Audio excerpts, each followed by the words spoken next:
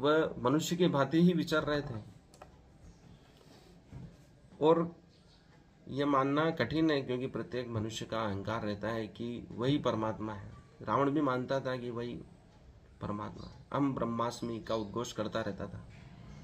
वैसे ही महाभारत काल में वह प्रतिभाओं का युग था। सभी सर्वश्रेष्ठ प्रतिभाएं उस काल में एक साथ उपस्थित हुई थी। सभी के अपने अहंकार थे, सर्वश्रेष्ठ अहंकार थे।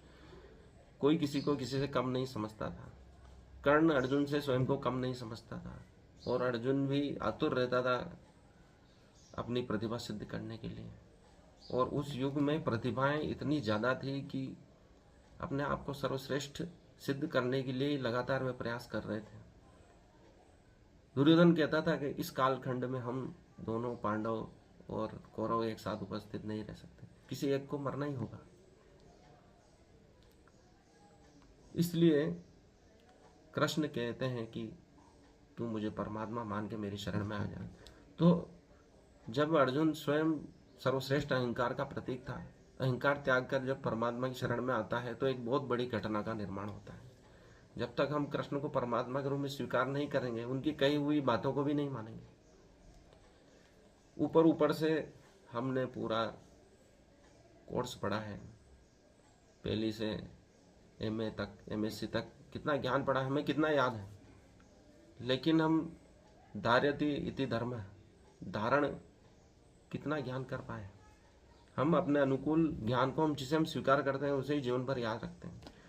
पुराने लोग, बुजुर्ग लोग, वे ही दो याद रखते हैं जो उनके पसंद के हैं, उनके जीवन में काम में आए हैं।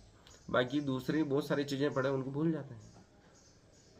इसलिए कृष्ण का यह कहना है कि तू मेरी शरण में आ जा, और अर्जुन भी उनकी शरण में आ चुका है। तो यह समझना बहुत आसान होगा जब कृष्ण उसको कहते हैं युद्ध, धनुष उठाओ और युद्ध करो। यह अंतिम रूप से ही संभव था, और धीरे धीरे अंतिम श्लोकों की ओर बढ़ रहे हैं। और अर्जुन पूरी तरह से कृष्ण की शरण में आ चुका है, आने वाला है, आ ही चुका है। तभी वह घटना घटेगी जब परमात्मा उसे अपना दिव्य रूप दिखाएंगे, और वह उससे भी भयभीत हो जाएगा, मोहित हो जाएगा। उसका स्वभाव ही मोहित होने वाला है। उसका मन चंद्रमा प्रबल है, वह बार बार मोहित होता है, और कृष्ण जैसा व्यक्ति जानता है कि उसको मार्ग पे कैसे लाना है। आज के लिए इतना ही। धन्यवाद। वंदे भारत, वंदे मातरम।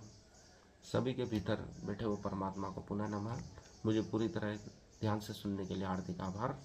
इसे लाइक करें, शेयर करें, मेरे चैनल को सब्सक्राइब करें।